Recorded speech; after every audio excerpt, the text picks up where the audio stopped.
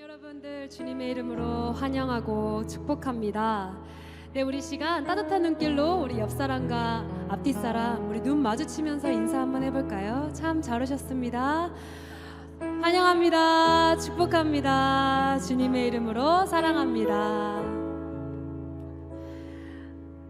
네, 여러분, 우리 모두가 주님이 부르신 주님의 군사되어 주님이 우리 선택하신 주의 자녀되어 이 자리에 나와 있음을 고백합니다. 오늘 이 시간 주 앞에 다시 한번 그 다짐을 이어가며 주님, 우리가 주님이 찾으시는 그 하나의 한 사람의 참된 예배자로 서기를 소망합니다. 그렇게 세상에 나가 당대하게 담대하게 살아갈 수 있는 주의 군사 되겠습니다라고 우리 고백하며 나아가기를 소망합니다. 우리 같이 찬양합시다.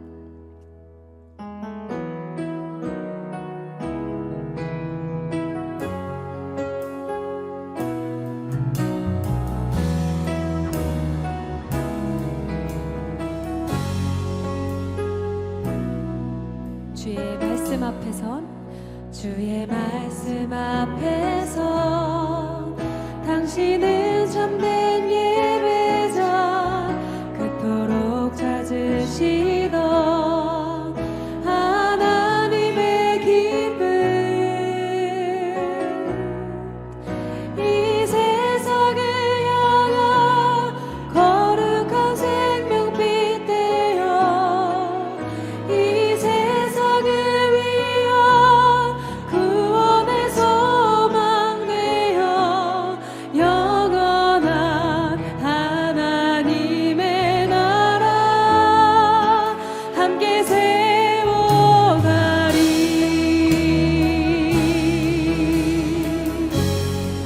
우리 고백합시다. 주의 말씀 앞에서 당신은 참된 예배자 그토록 찾으신 하나님의 기쁨입니다. 이 세상을 향한 거룩한 생명빛 되어 이 세상을 위한 구원의 소망 되어 영원한 하나님의 나라 함께 세워가리. 주의 부르심 따라 당신의 삶을 드릴 때 세상은 당신 안에서 주의 영광 보리라. 이 세상을 이길 주님의 군사 되어 이 세상을 섬길 주님의 손과 발 되어 영원한 하나님의 나라 함께 세워. 우리 이 자리 가사로 다시 고백합니다. 주의 부르심 따라 당신의 삶을 드릴 때 세상은 당신 안에서 주의 영광 보리라. 우리 다같이 결단합시다. 이 세상을 이길 주님의 군사 되어 이 세상을 섬길 주님의 손과 발 되어 영원한 하나님의 나라 함께 세워가. 우리 계속해서 고백합시다. 내 영혼 거룩한 은혜를 향하여 내 마음 완전한 하나님 향하여 이곳에서 바로 이 시간 하나님을 예배하. 우리 같이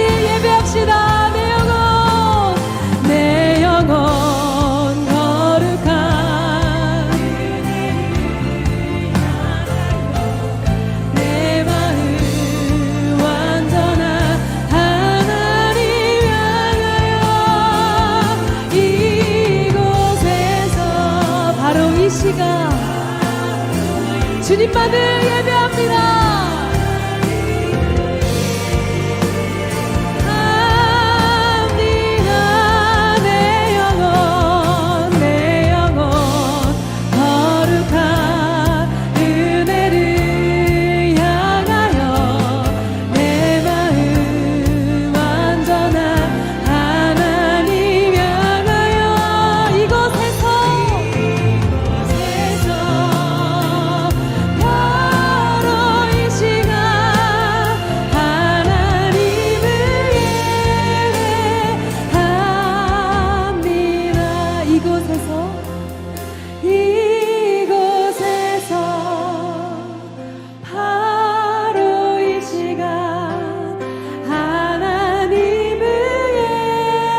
다시 고백해볼까요? 이곳에서 바로 이 시간 이곳에서 바로 이 시간 하나님을 예배합니다.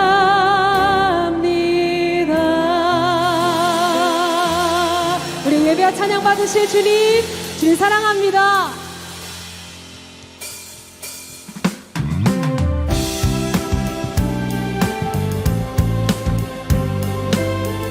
은혜와 사랑의 하나님 그분을 찬양합시다.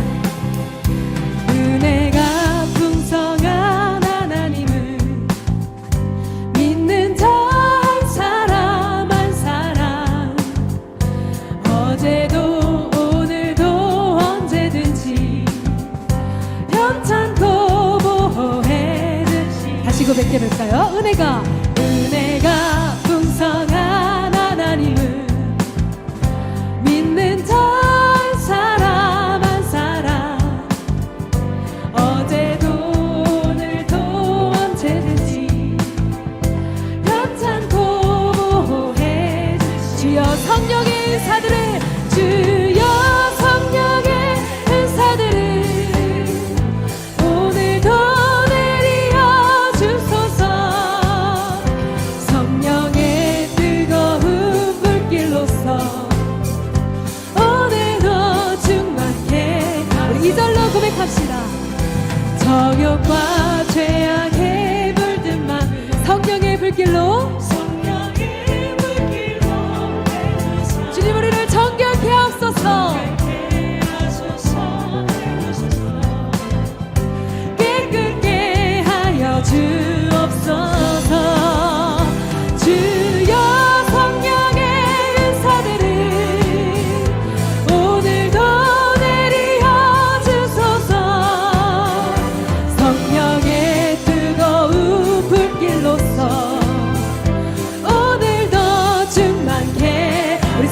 고백합니다. 희생의 제물로 돌아가신 어린 양 우리 주 예수여 구속의 은혜를 내리시사 오늘도 구원해 주소서.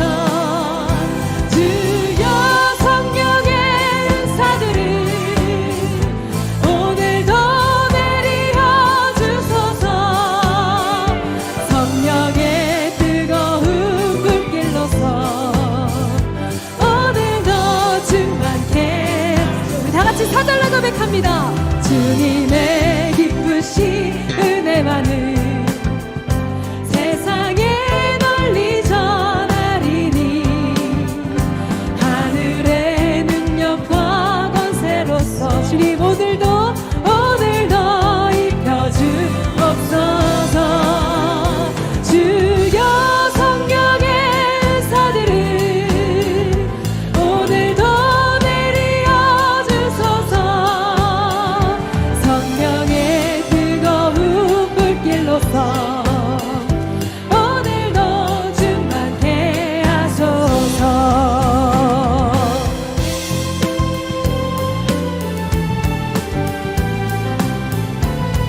우리 계속해서 찬양합시다. 하나님의 은혜로 하나님의 은혜로 있을 데 없는 자 외국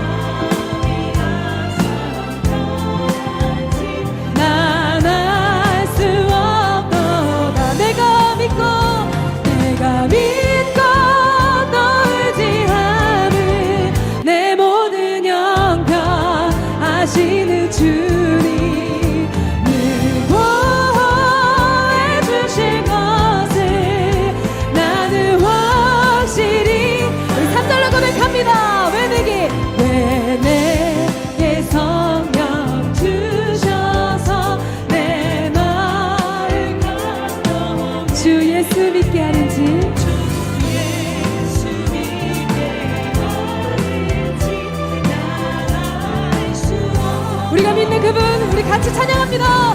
내가 믿고 너를 지하는 내 모든 영광 아시는 주님 늘 보호해 주실 것을 나는 확실히 아네. 주 언제 강림하실지 혹밤에 혹낮에 또 주님 만날 그곳도 난 알 수 없. 우리 같이 고백합니다. 하나님의 은혜로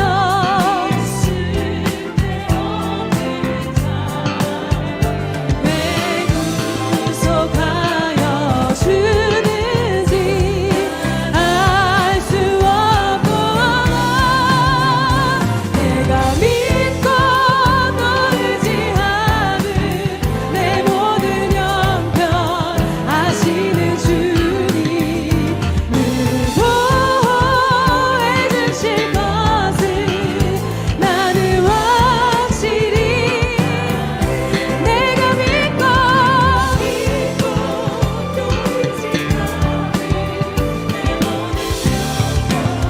아시는 주님 늘 보호해 주실 것을 나는 확실히 아멘. 할렐루야. 우리 주님께 믿음의 고백으로 박수 올려드립시다.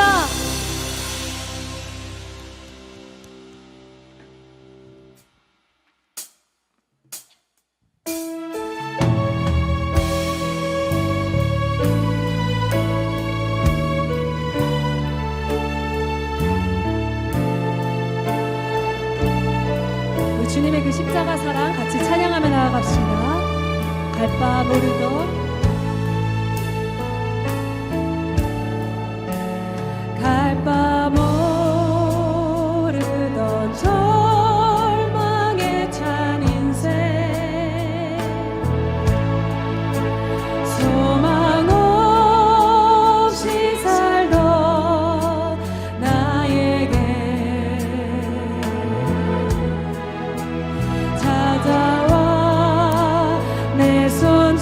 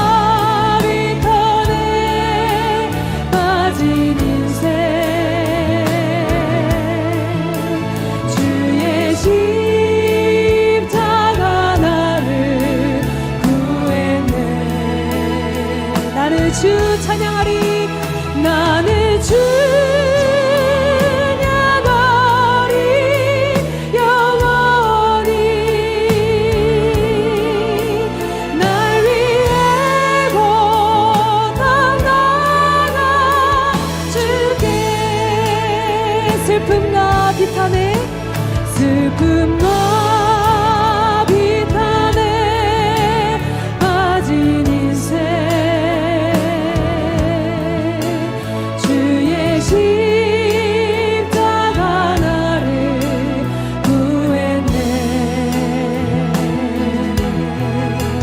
나는 주 찬양하리 영원히. 날 위해 고난 나간 주께 갈보리 십자가에 갈보리 십자가에 주를. 우리 시간 이 찬양의 가사 붙잡고 예배로 나아갑시다.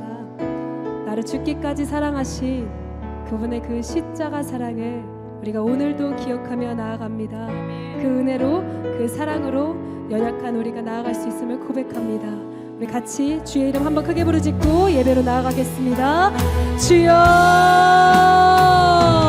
주님, 아버지 거룩한 주일에 주님의 이름을 붙잡고 주의 백성들이 나옵니다. 주님, 우리의 기도와 예배를 받아주시옵소서.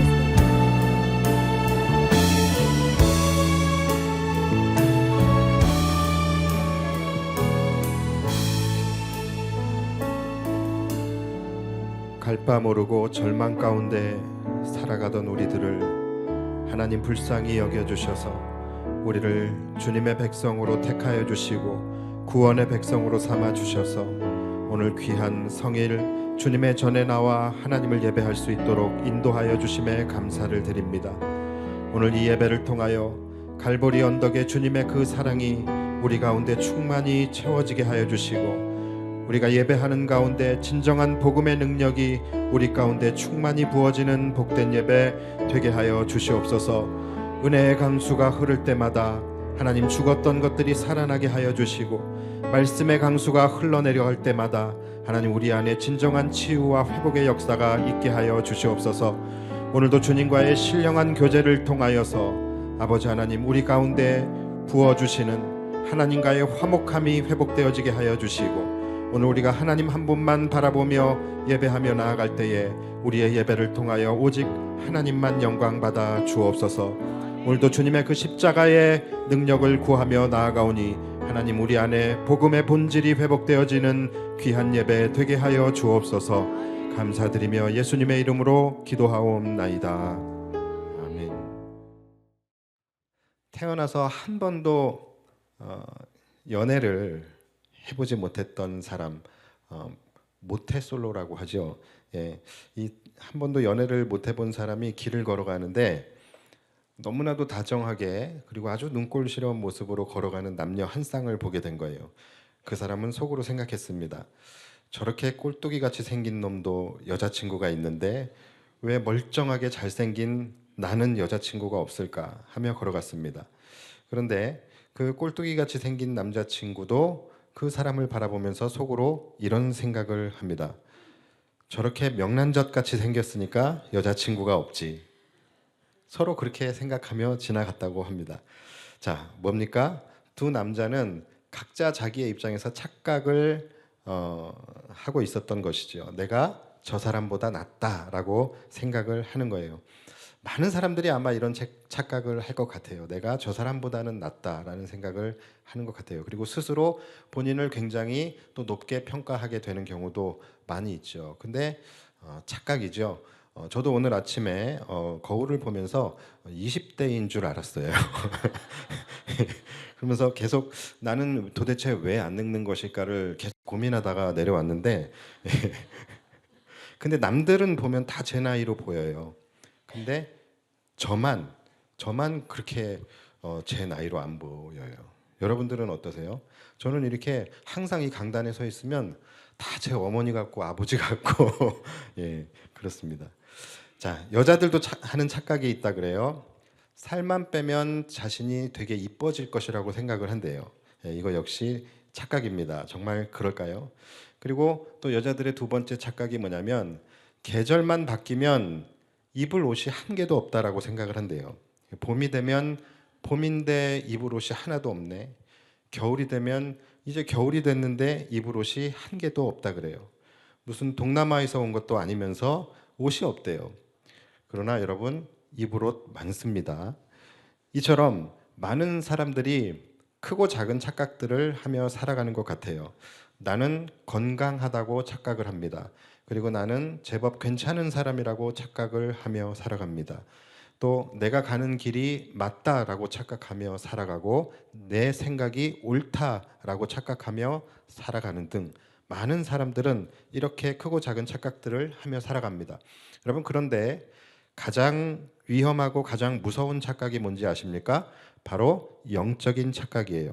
내가 구원받았다고 착각하는 것, 내가 신앙이 좋다고 착각하는 것, 내가 내 신앙생활에 문제가 없다고 착각하는 것, 내가 꽤 믿음 생활 잘 하고 있다라고 착각하는 것이죠.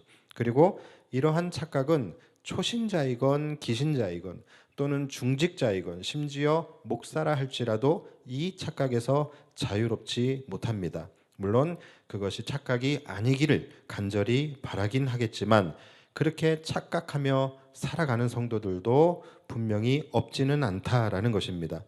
자, 오늘 본문은 우리가 얼마 전에 우리가 큐티로 묵상했던 본문이지요. 그렇죠? 소아시아 7교회의 교회 중 오늘 본문에 나오는 교회는 라오디게아 교회예요. 그런데 여러분, 이 라오디게아 교회의 교인들이 바로 이러한 신앙적 착각 속에서 살아가는 사람들이었어요. 그래서 오늘 주님께서는 이 라오디게아 성도들을 향하여 너희들은 지금 착각 속에 살아가고 있다. 너희는 스스로 부요하다 여기며 살아가고 있지만 너희의 실상은 곤고하고 가련하고 가난하고 눈이 멀었고 헐벗은 자들이라는 것이죠. 자, 그것이 오늘 본문 17절이에요.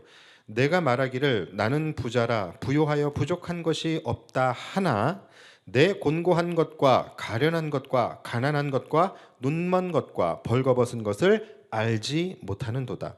자, 이렇게 말씀하시면서 예수님께서는 이들을 향하여 두 가지를 이제 말씀을 하시는데 첫 번째가 바로 책망의 말씀입니다. 그게 오늘 본문 15절과 16절이에요. 자, 여러분들 제가 이제 말씀을 읽어 드리는데 여러분들이 잘 이해를 하면서 한번 들어보십시오. 자, 15절과 16절입니다. 내가 내 행위를 아노니 내가 차지도 아니하고 뜨겁지도 아니하도다. 내가 차든지 뜨겁든지 하기를 원하노라. 16절 내가 이같이 미지근하여 뜨겁지도 아니하고 차지도 아니하니 내 입에서 너를 토하여 버리리라. 자, 차든지 뜨겁든지 둘 중에 하나만 하라는 거예요. 지금 미지근해서 토해버리고 싶다라고 말씀을 하시는 거예요. 자, 그리고 여기에 대한 해결 방안으로 세 가지를 말씀을 하세요. 첫 번째는 뭐냐면 불로 연단한 금을 사서 부욕해 하라라는 거예요. 그리고 두 번째는 흰 옷을 사서 입으라는 거예요. 그리고 세 번째는 안약을 사서 발라라는 것이죠. 자, 여러분 이해하시겠어요? 도당체 무슨 말인지 모르겠죠. 그렇죠? 저는 분명히 한국말로 이야기를 했어요. 자, 그런데 여러분들 지금 아마 이해하실 수 있는 분들이 많지 않을 것 같아요. 지금 오늘 본문의 요지, 그리고 본문에서 지금 하고 있는 문제 제기, 그리고 예수님의 책망의 의미, 그리고 거기에 대한 대안, 이러한 모든 것들 지금 다 말씀을 드렸는데 하나도 아마 이해되지 않으셨을 거예요. 그렇죠? 자, 그런데 더 놀라운 것은 뭔지 아십니까? 라오디게아 성도들은 이 말씀을 들을 때 다 이해했다라는 거예요. 어떻게 된 일일까요? 그들이 우리보다 이해력이 뛰어나서 그런 것일까요? 아니면 그들이 우리보다 문해력이 뛰어나서 그런 것일까요? 그런 게 아니에요. 자, 그들과 우리 사이에는 함께 공감하고 또 공유할 수 있는 그 어떤 그 의미의 공백이 지금 우리 안에 서로 간에 있는 것이죠. 그래서 이들이 이해할 수 있는 것을 우리는 이해할 수 없는 거예요. 자, 제가 말해놓고 더 어려워졌어요. 자, 그런데 쉽게 설명을 하면 이런 것입니다. 제가 여러분들에게 등대 모임합시다라고 이야기를 하면 이 말을 이해하지 못하는 분은 아마 아무도 없을 거예요. 그렇죠? 자, 등대 모임 합시다 하면 여러분들 다 이해하실 거예요. 근데 혹시 만약에 오늘 처음 나오신 분이 있다면 제가 등대 모임 합시다라고 했을 때 이 말이 무슨 말인지 이해를 못할 겁니다. 이게 등대에서 모이자라는 얘기인지 아니면 등대라는 횟집에서 만나자는 얘기인지 아니면 등을 대라는 얘기인지 잘 이해를 못하죠. 그렇죠? 왜 그래요? 그분과 우리와는 함께 공유하고 공감하는 공감할 수 없는 그런 의미의 공백이 서로 간에 있기 때문에 그래요. 그래서 여러분 하나님의 말씀을 우리가 항상 읽을 때는 이 말씀의 텍스트만 읽는 것이 아니라 이 말씀의 시대적 배경 또는 환경적 배경 이러한 것들을 우리가 함께 좀 공부해야지 우리가 말씀을 제대로 이해를 할 수가 있는 것이죠. 그냥 말씀을 문자적으로만 해석하다 보면 또 잘못된 해석을 하게 되고 말씀에 대한 또 착각을 하게 되는 것입니다. 그래서 이 말씀 읽고 또 막 금은방에 가서 금을 사고 막 쿠팡에서 흰색 티셔츠를 시키고 막 약국에 가서 안약을 사고 막 이런 일이 이제 일어나게 되는 거예요. 자, 그래서 제가 이 말씀의 배경을 지금부터 말씀을 드릴 거예요. 그러니까 여러분 잘 들으시기 바랍니다. 자, 라오디게아 교회에 편지한 편지의 내용입니다. 그런데 이 라오디게아 교회는 왜 라오디게아 교회냐면 이 지역이 라오디게아라는 도시에 있는 교회이기 때문에 라오디게아 교회입니다. 이 라오디게아라는 지역은 굉장히 부자 도시였어요. 상업과 금융이 발달한 도시였습니다. 그러니까 우리나라로 따지면 강남 지역이라고 할 수 있을 것 같아요. 이 지역은 이 직물과 이 직조 산업이 굉장히 활발하게 일어났던 그것으로 유명했던 도시예요. 그리고 또 한 가지 이 지역의 특징이 있는데 그것이 뭐냐면 이 지역 안에는 굉장히 유명한 안과 대학이 있었다라고 합니다. 그래서 이 지역에서 생산하는 안약이 있는데 이 안약이 굉장히 효험이 좋았다 그래요. 그래서 이 안약으로 유명한 도시이기도 했습니다. 그곳이 바로 이 라오디게아 지역이에요. 그러니까 이 지역 사람들은 먹고 사는 데 있어서는 아무 문제가 없이 아주 굉장히 부유하고 부강한 도시였습니다. 자, 그런데 이 지역에도 치명적인 단점이 하나가 있었어요. 자, 그게 뭐냐면 물이 없는 거예요. 이 지역이 내륙 지역이다 보니까 물을 공급해 주는 수원지가 없었습니다. 그래서 물이 없으면 어떡합니까? 주변에 다른 도시에서 물을 끌어다 써야 되는 상황이에요.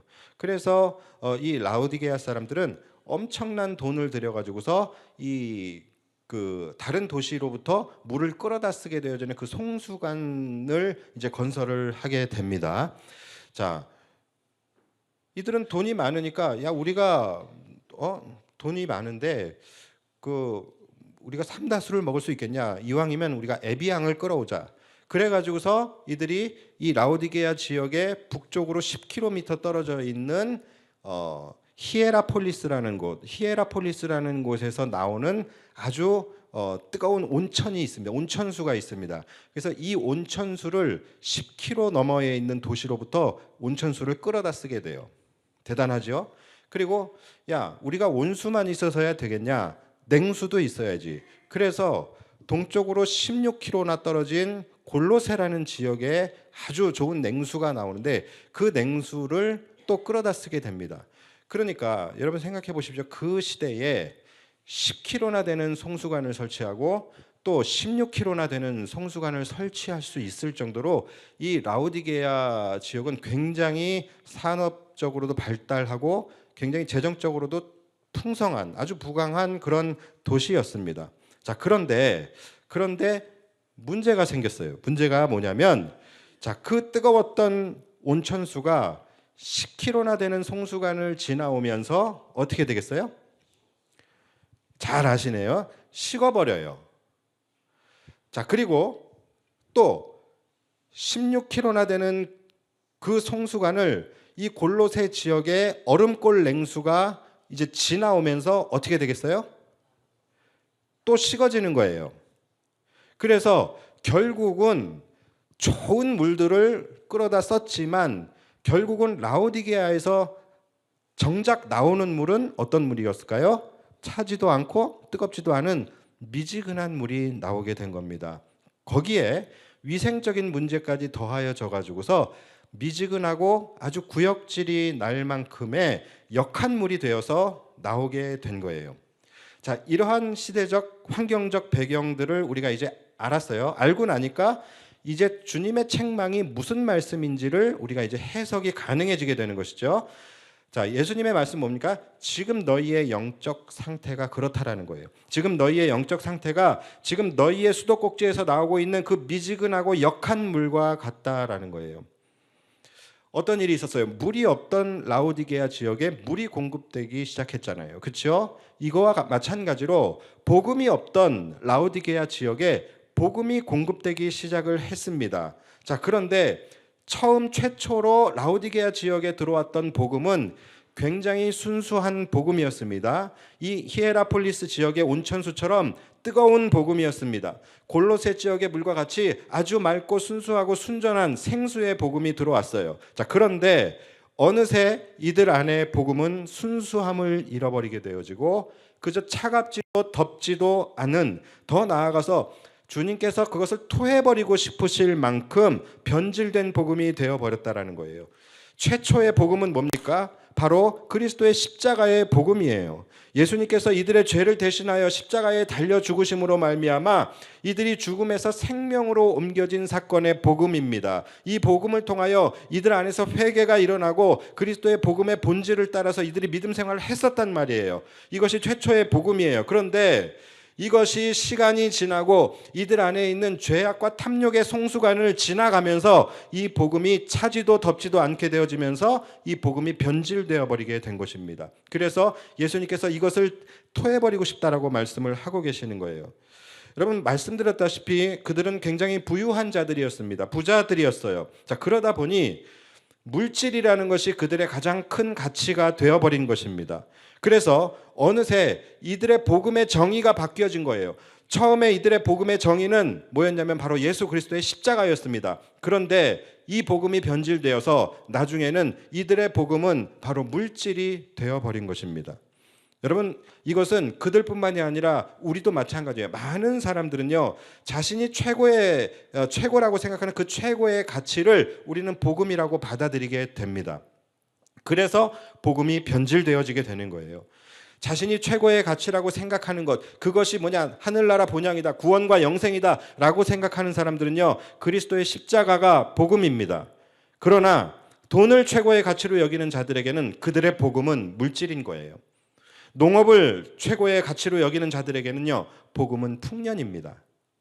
그래서 각자 우리가 복음이라는 울타리 안에 있다라고는 하지만 각자 정의하는 복음, 각자의 그 복음의 개념, 각자가 구하는 복음을 구하면서 예수님을 믿는 거예요. 그래서 뭡니까? 복음이 변질되어지고 복음에 대해서 착각하게 되는 거예요. 그래서 많은 그리스도인들이 본인이 정의하는 이 복음의 개념을 따라서 예수를 믿는 거예요. 누구는 부자가 되기 위해서 예수를 믿고, 누구는 출세하기 위해서 예수를 믿고, 누구는 건강하기 위해서 예수를 믿고, 누구는 자녀들을 위해서 예수를 믿고, 누구는 형통하기 위해서 예수를 믿습니다. 여러분들 안에 여러분들이 정의하고 있는 복음은 무엇입니까? 여러분들은 어떤 복음을 믿고 계십니까? 여러분들이 이렇게 오늘 예배 자리에 나왔는데 여러분들이 예배 자리에 나온 이유, 그리고 여러분들이 하나님 앞에 기도할 때에 여러분들이 간절히 기도하는, 다른 것은 기도 안 해도 내가 이것만큼은 기도하고 있는, 기도를 빼먹지 않고 있는 바로 그것, 여러분, 그것이 여러분들이 정의하는 복음일 수 있는 거예요. 여러분들은 그것 때문에 예수를 믿는 것일 수 있다는 거예요. 그렇다라고 한다면 우리의 복음 역시 변질된 것입니다. 라오디게아 사람들의 복음은 뭐였습니까? 물질이었어요. 그래서 그들이 예수를 믿는 이유는 돈을 더 잘 벌기 위해서, 더 출세하기 위해서 예수를 믿었던 거예요. 주님을 믿는다고 하지만 최초의 그 복음의 순수한 복음의 본질은 잃어버리고, 최초의 그 뜨거웠던 그리스도의 보혈로 말미암은 그 복음의 은혜, 이것을 잃어버리고 그저 흉측하게 미지근해져 버린 그들의 복음이 너무나도 역해서 예수님은 그것을 토해버리고 싶다라고 말씀하고 계시는 것입니다.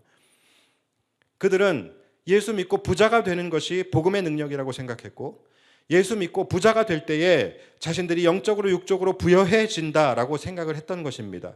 그래서 주님은 그들을 향하여 강도 높게 너희들 착각하지 말라고 경고하시는 거예요. 너희는 스스로 부자다, 스스로 부유하다 그렇게 여기며 살아가고 있지만 착각하지 말아라. 너희의 실체는 부자가 아니다. 너희의 실상은 너무도 가난하고 너무도 곤고하고 너희들은 눈이 멀었고 너희들은 헐벗은 자들이다. 이렇게 말씀을 하고 계시는 거예요. 그래서 주님께서 그들에게 마지막 대안을 이제 주시게 되는데 그것이 오늘 본문의 18절입니다. 내가 너를 권하노니 내게서 불로 연단한 금을 사서 부요하게 하고.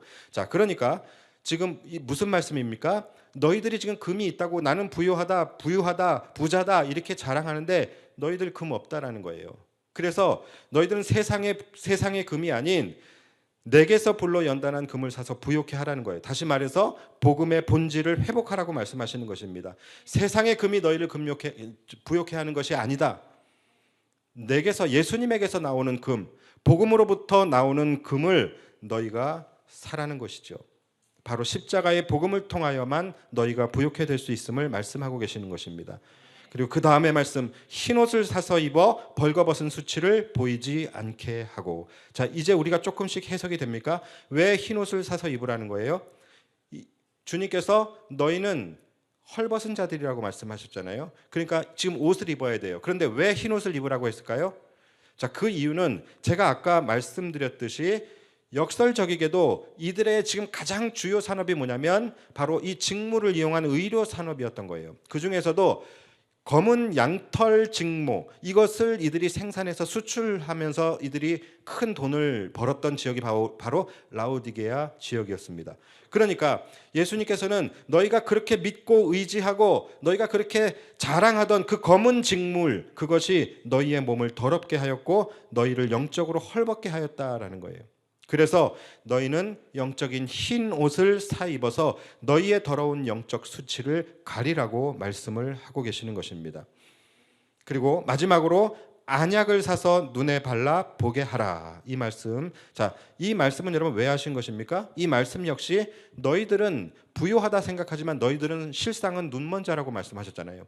그러니까 이 눈을 지금 띄워야 돼요. 눈을 고쳐야 됩니다. 그래서 안약을 사서 발라 보게 하라고 말씀을 하시는 거예요. 자, 그런데 왜 하필 안약을 사라고 말씀을 하셨는지 우리는 이제 해석을 할 수 있어요. 그렇죠? 왜냐하면 우리는 배경을 알기 때문에. 자, 이 라오디게아 지역의 지금 가장 주력 상품, 가장 특산품이 뭐라 그랬죠?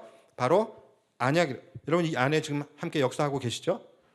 그렇죠? 자, 이 지역의 가장 특산품이 뭐라 그랬어요? 안약이에요. 그래서 이들이 이해할 수 있는 언어로 너희들은 너희들의 안약으로 너희가 부요해지는 것이 아니다. 너희들은 영적 안약을 사서 발라서 영적 눈을 띄워 보게 하라고 말씀을 하고 계시는 것입니다.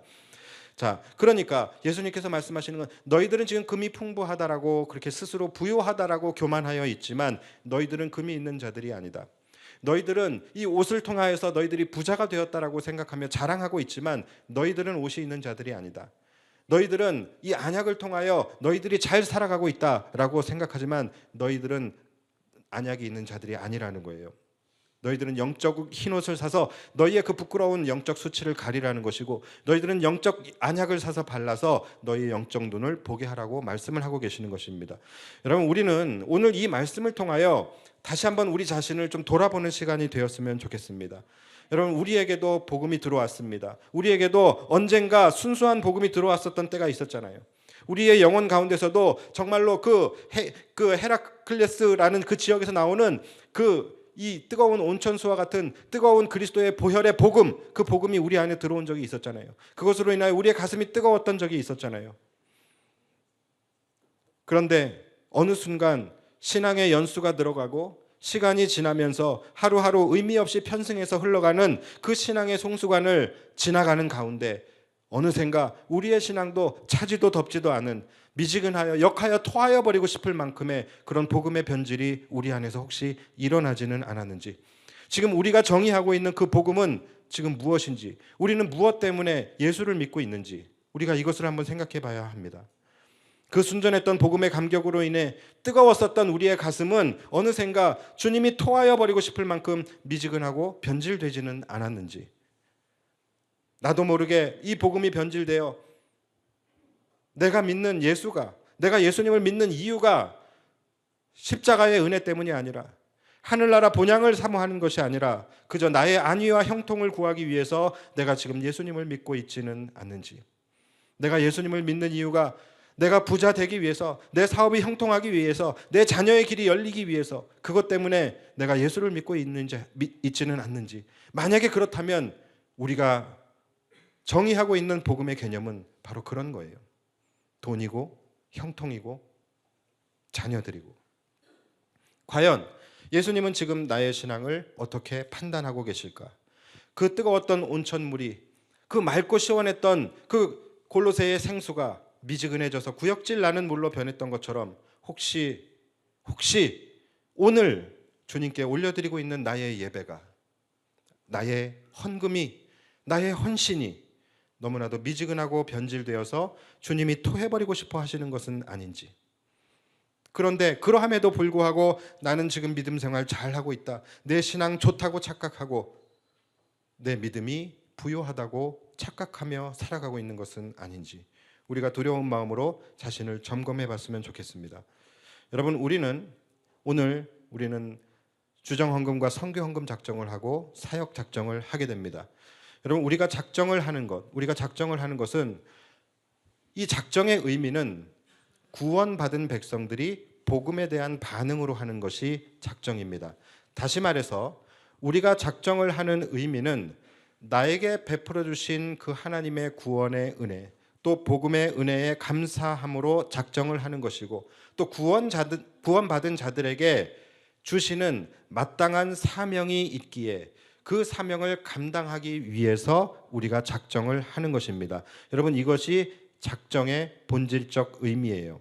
그렇기 때문에 이 작정이라는 것은 복음에 대한, 내 안에 있는 복음에 대한 반응으로 작정을 하게 되는 거예요. 그래서 만약에 내가 믿고 내가 정의하는 복음, 내가 생각하는 복음의 개념이 혹시 다르거나 변질되었다라고 한다면 오늘 우리가 하게 되어지는 작정의 의미도 변질되어질 수밖에 없는 것입니다.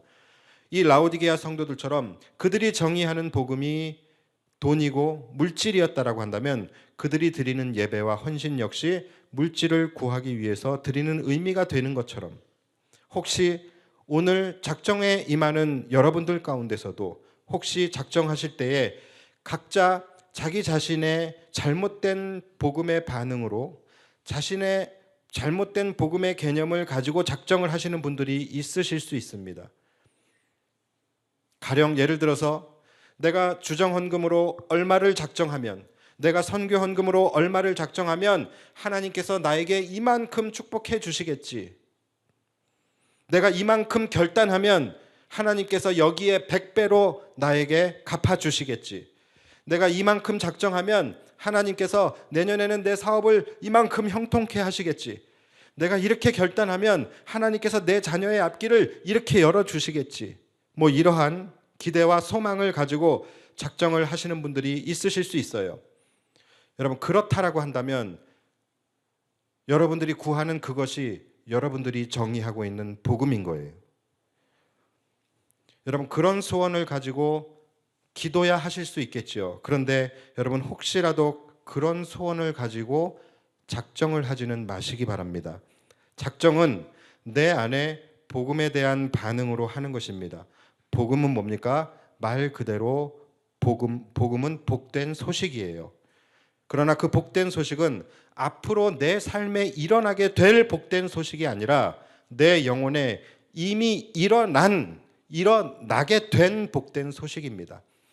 복음이라는 것은, 복된 소식이라는 것은 앞으로 여러분들의 인생에 일어날 일에 대한 복된 소식이 아니라 이미 내 인생에, 내 영혼에 일어난 일에 대한 복된 소식이라는 거예요.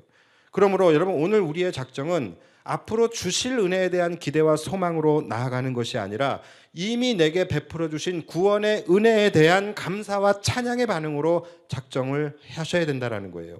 그것이 여러분 복음에 대한 반응인 것입니다. 사역 작정도 마찬가지예요. 내가 이 사역을 함으로써 하나님이 내년에는 나에게 이런 축복을 부어주실 거야, 내가 이렇게 결단하며 나아갈 때 하나님은 나에게 몇 배로, 1000배로, 10,000배로 내 삶을 형통케 하실 거야. 여러분, 이러한 마음으로 작정하시면 안 되는 겁니다. 진정한 복음은 십자가의 구원의 은혜예요. 이것이 작정의 근거가 되어야 되는 거예요. 여러분 제가 솔직히 여러분들에게 여러분 오늘 작정하는 것은 여러분들의 삶을 형통케 하기 위함입니다. 여러분 오늘 작정 얼마 하느냐에 따라서 여러분 얼마나 정성을 들이고 여러분들이 얼마나 지성을 들이느냐에 따라서 여러분들의 삶에 큰 은혜와 축복이 있을 것입니다. 믿으십니까? 막 할렐루야 막 이렇게 하면서 여러분 입을 크게 벌리십시오. 막 예수님이 그냥 막 쉐리 부어 주실 것입니다. 막 제가 여러분 이렇게 이야기하면 작정 금액이 올라갈 수 있어요. 근데 여러분 그것은 아무 의미가 없습니다. 그것은 헌금의 의미가 아닌 거예요. 헌금은 복음에 대한 반응입니다. 나에게 이미 주어진 복음에 대한 반응이고 내가 이미 은혜로 누리고 있는 구원에 대한 감사의 반응이 헌금이에요. 그 누구도 여러분들에게 얼마를 해야 한다 정해줄 수 없습니다. 그저 각자가 정의하는 복음의 가치를 따라서 각자가 고백하는 감사의 크기만큼 그리고 각자의 형편에 따라서 하는 거예요. 그리고 그것은 여러분들과 하나님과의 관계 속에서 판단되어지는 것입니다. 우리 교회도 많은 헌금들이 있습니다. 그러나 우리가 오로지 주정 헌금과 선교 헌금만 작정을 하는 이유는 복음에 대한 마땅한 반응이 바로 이 두 가지이기 때문에 그러는 거예요. 첫 번째는 복음에 대한 감사이고 두 번째는 복음 전파입니다. 복음으로 인하여 구원받은 백성들이 감사하며 드리는 것이 주정 헌금인 것이고 또 복음으로 인해 구원받은 백성들에게 마땅히 주어지는 사명이 선교적 사명이기 때문에 우리는 선교 헌금을 작정하게 되는 것입니다. 올해부터는 우리가 다음 세대 헌금도 작정을 하게 되는데 여러분 이 다음 세대 헌금 역시 선교 헌금인 거예요. 우리의 다음 세대를 향하여 선교하는 것입니다. 우리 사랑하는 자녀들의 안에 복음이 심겨질 수 있도록 우리가 선교하는 선교적 차원에서 드리는 헌금인 거예요. 자, 오늘 우리가 작정을 하게 될 텐데 얼마나 작정했느냐 여러분 이것은 하나도 중요하지 않아요. 우리가 올바른 작정을 했느냐가 훨씬 중요한 문제이기 때문에 오늘 말씀을 드리는 것입니다. 주님은 여러분 착각하시면 안 됩니다. 주님은 우리의 헌금이 필요하신 분이 아니고 우리에게 헌금을 구걸하시는 분도 아니에요. 오늘 본문 20절을 보시면 우리가 잘 아는 또 좋아하는 말씀이에요. 볼지어다 내가 문 밖에 서서 두드리노니 누구든지 내 음성을 듣고 문을 열면 내가 그에게로 들어가 그와 더불어 먹고 그는 나와 더불어 먹으리라. 자, 여러분 많은 분들이 그런데 이 말씀을 자기 마음대로 오해하고 착각을 합니다. 마치 주님이 우리에게 구걸하기 위해서 우리의 문 밖에 서 계시는 것, 마치 정말로 추운 날 문 밖에 서서 손을 호호 불어가시면서 우리에게 우리의 문을 두드리시면서 우리가 문을 열어주기를 기다리고 계시는 그런 주님의 모습을 우리가 상상을 하게 되는데 여러분 정말로 큰일 날 해석입니다. 잘못된 해석이에요. 여러분 문을 열어주지 않고 이 문고리의 선택권은 우리에게 있는 것이 아니라 주님에게 있는 거예요. 모든 주권은 주님에게 있습니다. 이 말씀은 불신자들을 향한 말씀이 아니라 성도들을 향한 말씀이고 이 땅의 교회를 향한 말씀인 거예요. 지금 너희의 변질된 복음이 교회의 주인 되시는 예수 그리스도를 문 밖에 두게 했다라는 거예요. 이 말씀은 회개하라는 말씀입니다. 다시 말해 너희 안에 내가 지금 거하고 있다고 착각하지 말라는 거예요. 너희 교회 안에 내가 있다라고 착각하지 말라라는 것입니다. 그래서 그 전절이 뭡니까? 내가 너희를 사랑하기 때문에 무릇 내가 사랑하는 자들을 책망하며 징계하노니 그러므로 너희는 열심을 다해서 회개하라고 말씀을 하시는 거예요. 너희가 회개하여 너희 안에 복음의 본질을 회복했을 때 그때 내가 다시 들어가 너희와 함께 먹고 내가 너희 안에 너희가 내 안에 거하게 될 것이라고 말씀하시는 것입니다. 여러분 오늘 우리가 작정하는 이 시간들을 통하여 여러분들 안에 진정한 구원의 은혜와 감사가 회복되어지기를 원합니다. 그리고 진정한 복음의 의미가 회복되어지는 시간이 되기를 주님의 이름으로 축복합니다. 기도하겠습니다.